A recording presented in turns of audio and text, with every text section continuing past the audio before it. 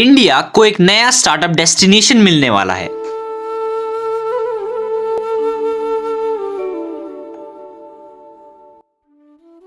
उत्तराखंड।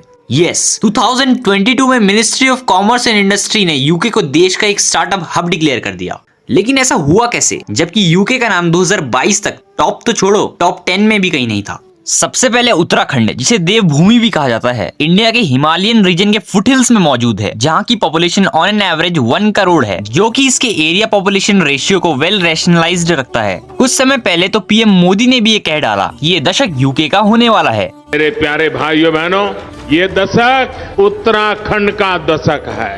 ये 10 साल उत्तराखंड के लिए बहुत महत्वपूर्ण है। एंड उत्तराखंड के चीफ मिनिस्टर ने तो यूके को 2025 तक एक आत्मनिर्भर राज्य बनाने का दावा भी करा है। तो क्या ये पॉसिबल भी है? वर्तमान स्थिति को देखते हुए सीएम पुष्कर सिंह धामी ने कहा है कि 100% पॉसिबल है, जिसके लिए उन्होंने 5 ऐसी गवर्नमेंट पॉलिसीज लॉन्च करी है जो कि यूके की काया पलट करके रख देगी, और जिसमें से हम केवल 3 इस वीडियो में डिस्कस करेंगे। सबसे पहली पॉलिसी है जिसने यूके के लगभग हर घर में एक एंटरप्रेन्योर खड़ा कर दिया, वो भी लगभग 0 इन्वेस्टमेंट के साथ। ये है उत्तराखंड होम स्टे इनिशिएटिव। ये पॉलिसी इतनी सक्सेसफुल रही कि यूके में अब एक रिवर्स माइग्रेशन या उल्टा पलायन होने लगा है। हमारे यहाँ माइग्रेशन होता था, तेजी से माइग्रेशन होता था, वो माइग्रेशन अब रिवर्स माइग्रेशन के रूप में हो रहा है। वहाँ के 850 गांवों के लोग जो नौकरियों की तलाश में शहर गए थे, वो अब इस पॉलिसी के चलते अपने गांव वापस आ लौटे हैं। इसके साथ ही साथ वहाँ पर होम स्टे का कल्चर काफी पॉपुलर हो रहा है, यहाँ तक कि अब स्टेट सीएम भी गवर्नमेंट बंगलोज की जगह होम स्टे में रहना प्रेफर करते हैं। ये ट्रेंड आज उत्तराखंड में तेजी से फैल रहा है। एक सौड़ नाम के गाँव का एग्जाम्पल लेते हैं। सौड़ यूके के पौड़ी गढ़वाल डिस्ट्रिक्ट का एक छोटा सा गाँव है, जहाँ पर इस पॉलिसी की वजह से गाँव के 85 परिवारों में से 60 परिवार आज सेल्फ एम्प्लॉयड हो गई है। नाउ सेकेंड पॉलिसी जो की यूके के इकोनॉमिक राइज में काफी मदद करेगी एंड जिसने उत्तराखंड की नेचुरल ब्यूटी का एक वेल एफिशिएंट यूज करा है। पिछले साल इंडिया में 32 लाख डेस्टिनेशन वेडिंग्स हुई थी, जिसका कुल खर्चा 3.75 लाख करोड़ रुपीस था, जो कि इंडिया में ग्रो होता हुआ एक मार्केट है। इसी डिमांड को फुलफिल करने के लिए सीएम धामी यूके को एक नया डेस्टिनेशन वेडिंग हब बनाना चाहते हैं। 8 दिसंबर 2023 को यूके में इन्वेस्टर समिट था, जहाँ पर पीएम मोदी ने भी यूके को नया वेडिंग डेस्टिनेशन बनाने की बात की और देश के कई बड़े मिलियनर्स एंड बिलियनर्स से गुजारिश की कि वो अगले 5 सालों में अपने परिवार में से एक डेस्टिनेशन वेडिंग उत्तराखंड में जरूर कराएं।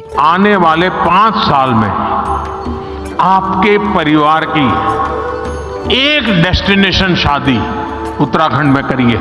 इसे एक इकोनॉमिक बूम चांस देखते हुए यूके गवर्नमेंट ने डेस्टिनेशन वेडिंग के पॉइंट्स भी डिक्लेयर कर दिए, जिसके फर्स्ट फेज में है Jim Corbett national park, Tehri Garhwal में नरेंद्र नगर, पिथौरागढ़ में मुंशियारी हिल्स, मसूरी में जॉर्ज एवरेस्ट पीक और रुद्रप्रयाग में त्रियुगी नारायण टेम्पल।